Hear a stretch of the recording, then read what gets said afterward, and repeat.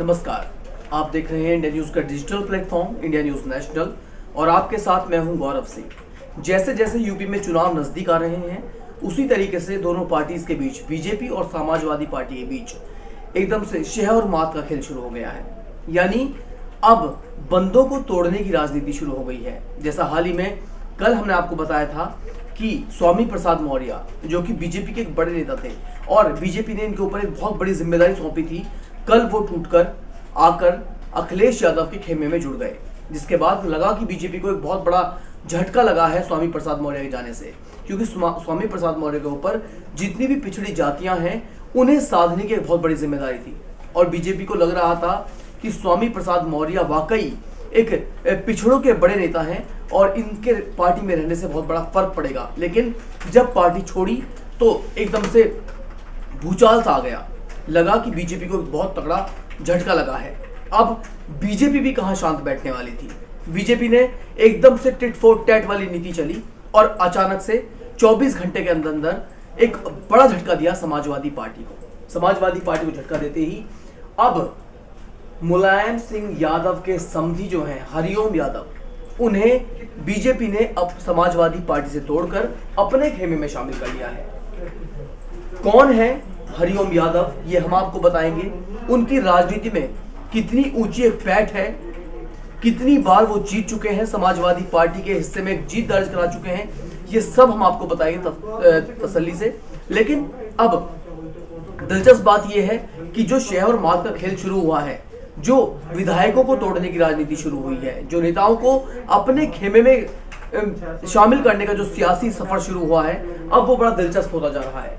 स्वामी प्रसाद मौर्य के बाद बीजेपी ने एकदम से एक्शन का रिएक्शन किया और उसके बाद हरिओम यादव को अपने खेमे में शामिल कर लिया।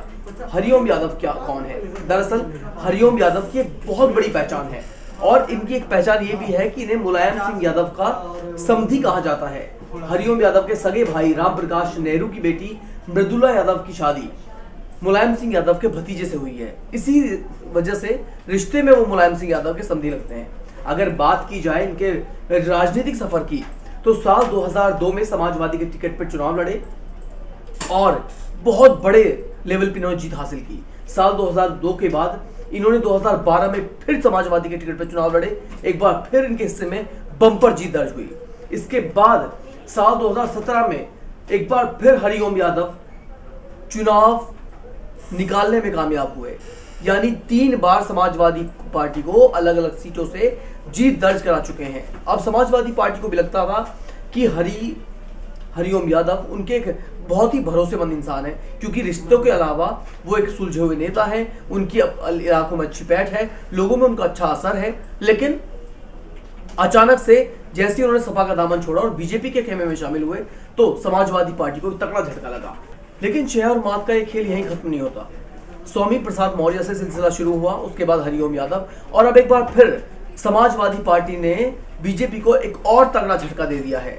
जी हाँ, अभी से कुछ देर पहले ही योगी सरकार के एक और कैबिनेट मंत्री दारा सिंह चौहान बीजेपी को छोड़कर समाजवादी पार्टी में शामिल हो गए हैं।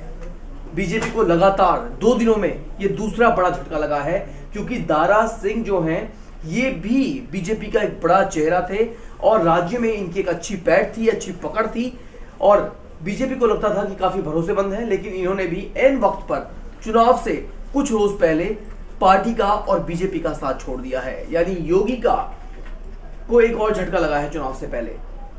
इन्होंने अपने इस्तीफे में लिखा है कि माननीय मुख्यमंत्री योगी आदित्यनाथ जी के मंत्रिमंडल में वन, पर्यावरण और जंतु उद्यान मंत्री के रूप में मैंने बहुत पूरे मनोयोग से अपने विभाग की बेहतरी के लिए काम किया है, किंतु सरकार ने पिछड़ों, वंचितों, दलितों और किसानों और बेरोजगार जवानों की तरफ से जो रवैया था उनका वो सही नहीं रहा है, जिससे आहत होकर मैं आज अपने मंत्रिमंडल से इस्तीफा दे रहा हूं।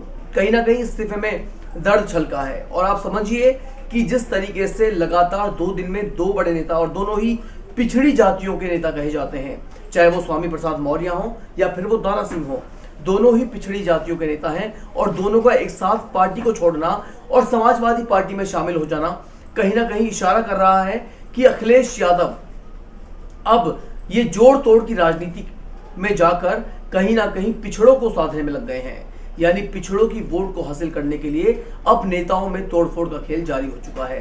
तो अब देखना दिलचस्प ये होगा कि जिस तरीके से अखिलेश यादव ने 2 दिन में 2 बड़े नेताओं को तोड़ लिया है बीजेपी से और अपने खेमे में शामिल किया है, अब बीजेपी इस पर क्या रिएक्शन देती है। यानी बीजेपी एक विकेट झटकने में तो कामयाब हो चुकी है, अब दूसरा क्या कुछ उसकी प्लानिंग है ये भी देखना दिलचस्प होगा। और बड़ी बात ये भी है कि इस जो नुकसान बीजेपी को हुआ है इसका चुनाव पर कितना कुछ असर पड़ता है, कैसे बीजेपी इस नुकसान की भरपाई कर पाएगी आने वाले इलेक्शन में, क्योंकि वक्त बहुत कम बचा है और इस कम वक्त में बीजेपी को इस नुकसान की भरपाई हर हाल में करनी होगी अगर उसे वापस सत्ता में वापसी करनी है।